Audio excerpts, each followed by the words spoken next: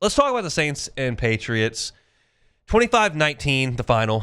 Saints very much in this game. In fact, I texted our group late in the second half, like, I think the Saints are going to win this game. Like, they came up a little bit short against the Cardinals, came up a little bit short against the Niners.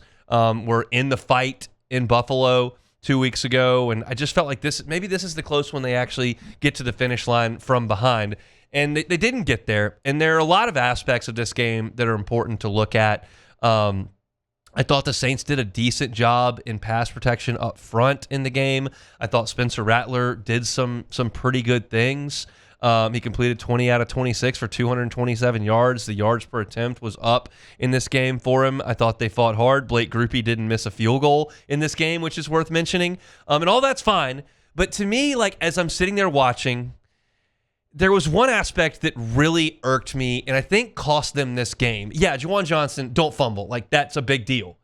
But that's one play. This was the entirety of the game, and it irked me that the Saints, against a team that has an okay receiving core, like, we know Kayshawn. Is he one of the elite wide receivers in the NFL?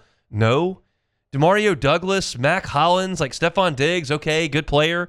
Hunter Henry at tight end, like Austin Hooper at tight end. Like, it's not a team this is not Jamar Chase and T. Higgins out there.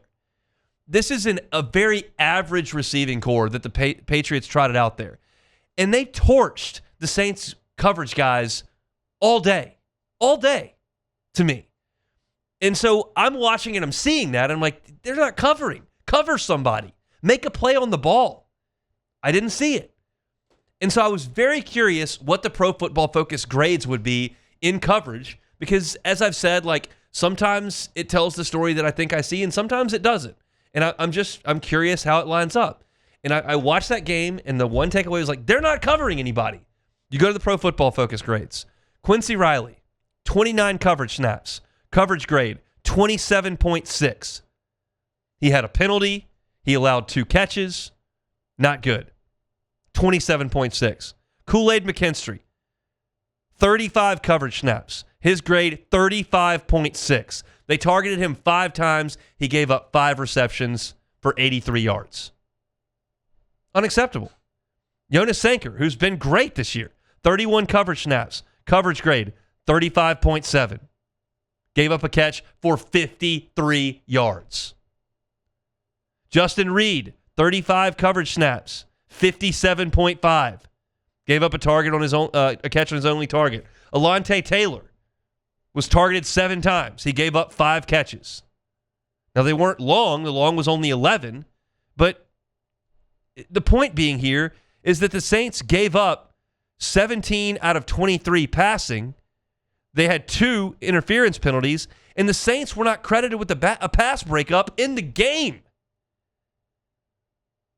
It's frustrating in this game to have that happen because it contributed to you losing. But the bigger picture thing is that, like, Quincy Riley, first-year player. Kool-Aid, second-year player. Jonas Sanker, first-year player. Justin Reed, first year on your team. Alontae Taylor on his rookie deal. Jordan Howden. Like, these are the guys who are all grading out literally under 60 by Pro Football Focus in coverage, and these are the young pillars that your secondary is supposed to be built around, and they just didn't play well yesterday against a very, very average receiving core.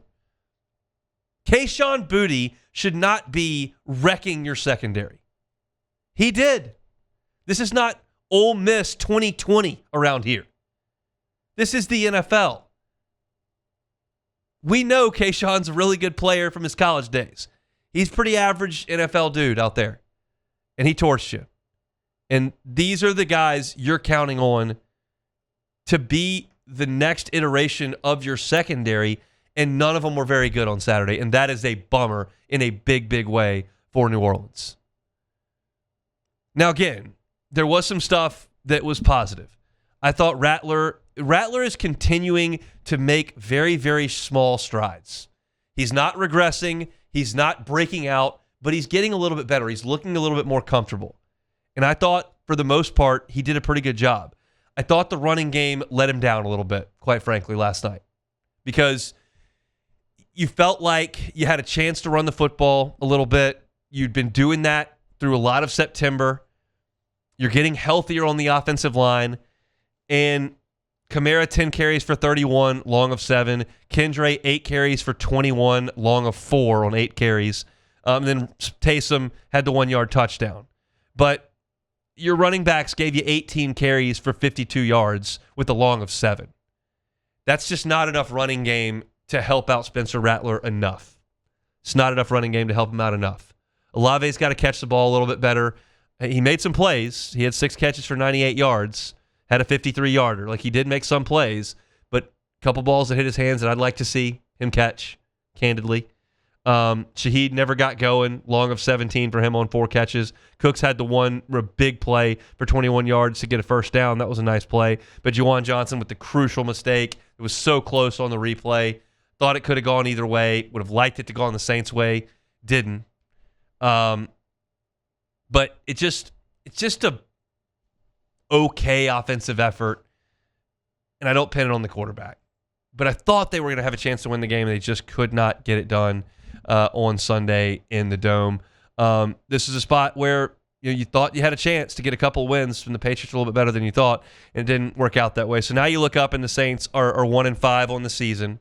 You play 3 of your next 4 on the road, at Chicago, then home the Buccaneers, who are really good. Then you're at the Rams and at the Panthers. These next 3 weeks are going to be really dicey for the Saints. I mean, we're working this thing in segments.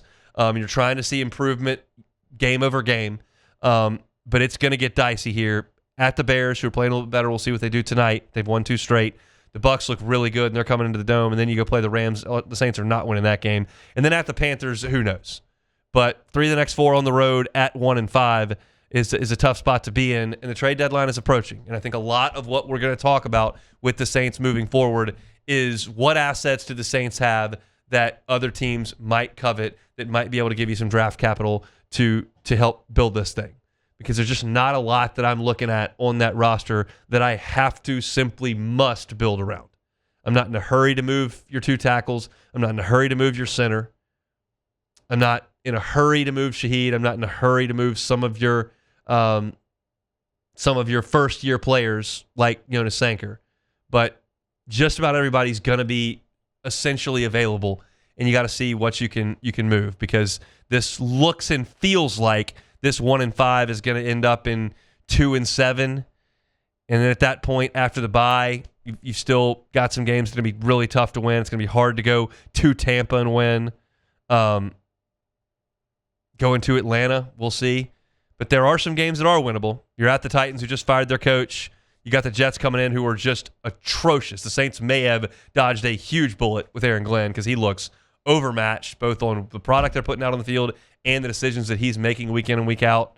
You got a home game against the Panthers. You're at the Dolphins, who are in turmoil.